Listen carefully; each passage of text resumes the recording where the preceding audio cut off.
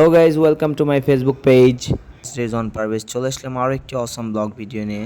তো আজকের ব্লগ ভিডিওতে আমি করতে যাচ্ছি আরও একটি অসম ভিডিও। তো আজকের ভিডিওতে আমি যাচ্ছিলাম আমার বোনের বাসায়, মূলত সেটা চাঁপাইনবাবগঞ্জ। তো সেখানে যাওয়ার জন্য আমি আর আমার খালাতো ভাই দেখতে পাচ্ছেন রওনা হয়ে গেছি। প্রথমে আমি সান্তাহার আসি, সান্তাহার থেকে চলে আসি নওগাঁ বালুরডাঙ্গা বাস স্ট্যান্ড। তো বাস স্ট্যান্ডে এসে আমি বাসের টিকিট পাচ্ছিলাম না, অনেক কষ্টে বাসের টিকিটটি ম্যানেজ করে আমি বাসের টিকিট শেষমেশ পাই এবং দেখতে পাচ্ছি আমি বাসে উঠে গেছি। তো বাস থেকে নেমে সোজাসুজি আমি কোনো ক্লিপ নিতে পারিনি, বাসে আমি ঘুমাই গেছিলাম, সেই জন্য মূলত কোনো ক্লিপ নিতে পারিনি। সেই জন্য দেখতে পাচ্ছেন ডাইরেক্ট ক্লিপ নিছি বাস থেকে নেমে আমি ডাইরেক্ট চলে যাচ্ছি একটি ছোট্ট ভ্যান নিয়ে চলে আসছি আমি নাচল ফায়ার সার্ভিসের সামনে দিয়ে, দেখতে পাচ্ছেন চলে যাচ্ছি।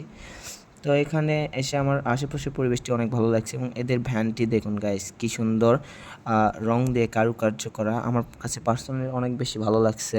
তো দেখতে পাচ্ছেন আপুর বাসায় আসতে আমার আরেক ভাই রনি, সে আগের থেকে সকালে এখানে চলে আসছিল। তো বাসায় একটু রেস্ট করার পর বিকেলে বের হয়ে যাই ঘোরাঘুরি করার জন্য, নতুন এলাকা ঘুরতে অনেক বেশি ভালো লাগে। তো ঘুরতে আমরা চলে আসি নাচল ফায়ার সার্ভিসের সামনে। তো এখানে এসে দেখতে পাই অফিসের সামনে অনেক সুন্দর একটি ফুলের গাছ।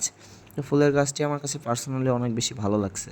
দেখতে পাচ্ছেন আশেপাশে কিছু নাই, এবং তারপর আমার ভাইয়া মূলত ফায়ার সার্ভিসে চাকরি করে। তো ভাইয়ার সাথে কথা বলে আমরা চলে আসি ফায়ার সার্ভিসের একেবারে যেটা টপ ফ্লোর। এখানে এসে দেখতে পাই অনেক সুন্দর একটা সানসেটের দৃশ্য।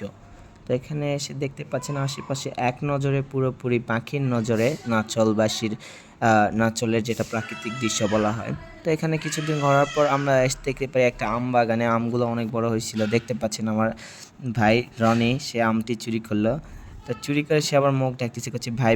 কিছুক্ষণ পর আমরা চলে যাই চাঁপাইনবাবগঞ্জের সব থেকে বিখ্যাত জায়গায়। আপনারা কি গেস করতে পারছেন কোথায়? হ্যাঁ, আমরা চলে আসছি মাহিয়াপুর বাসায়। তো চাঁপাইগঞ্জ আসবো আর মাহিয়াপুর বাসায় আসবো না, তা তো হয় না।